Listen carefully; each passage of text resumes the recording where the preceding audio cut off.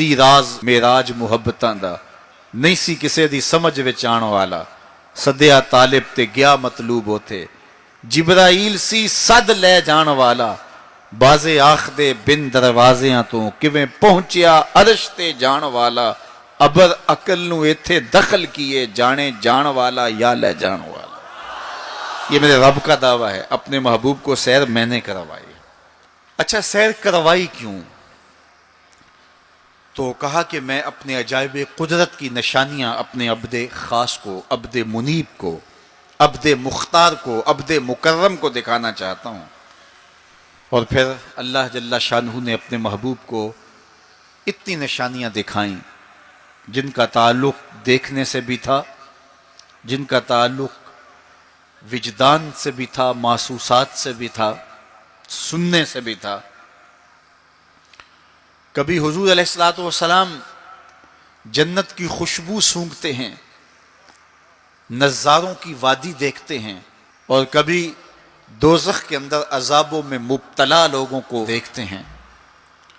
اور پھر اپنی امت کو بیان بھی فرمایا تاکہ وہ ان اعمال بد سے بچ جائیں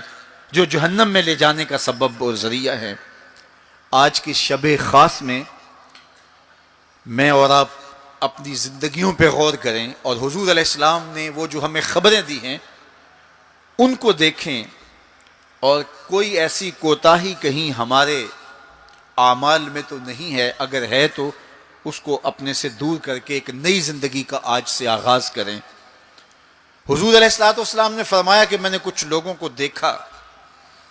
کہ پتھروں سے ان کے سر کچلے جا رہے ہیں، اور پتھروں سے کچلنے کی وجہ سے ان لوگوں کے سر کیمے کی طرح ہو جاتے، کوٹ دیے جاتے ہیں پتھروں سے، لیکن تھوڑی دیر کے بعد پھر صحیح ہو جاتے ہیں، لیکن پھر دوبارہ ان کے سر کچلے جاتے۔ تو میں نے پوچھا جبریل یہ کون لوگ ہیں؟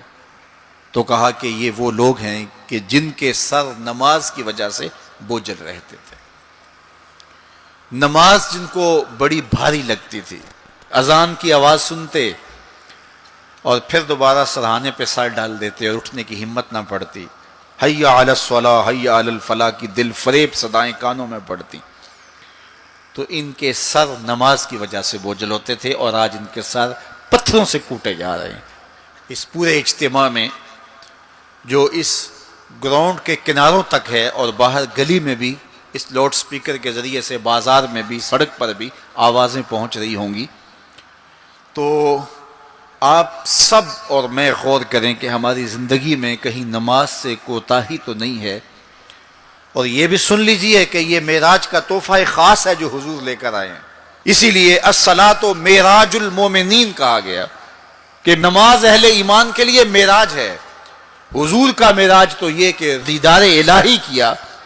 اور وہاں تک پہنچے جہاں کسی کا تصور بھی نہیں پہنچ سکتا، لیکن اس امت کے لیے معراج یہ ہے کہ جب وہ پیشانی سجدے میں رکھ کے سبحان ربی الاعلیٰ کہتی ہے، اتنی رحمتیں برستی ہیں کہ اگر لوگوں کو پتہ چل جائے کہ ہم جب سجدے میں ہوتے ہیں تو کتنی رحمتیں برستی ہیں، تو وہ سجدے سے سر ہی نہ اٹھائیں، اتنی رحمتوں کا نزول ہوتا ہے۔ اس لیے اس امت کا معراج یہ ہے کہ یہ 5 گانا نماز شعار زندگی بنا لے، کبھی بھی نماز قضا نہ ہونے دے، اپنی زندگی میں نمازوں کو اس طرح شامل کرے کہ نماز کا وقت آئے تو بے چینی ہو کہ نماز کی ادائیگی ہو، اور ایک نماز کے بعد دوسری نماز کا انتظار کرنے لگ جائیں۔ حضور نماز کو آنکھوں کی ٹھنڈک قرار دیں۔ بلال حبشی کو جب اذان کے لیے کہتے تو یہ فرماتے ارحنا یا بلال، بلال اٹھو اور ہمارے سینے کو راحت پہنچا دو۔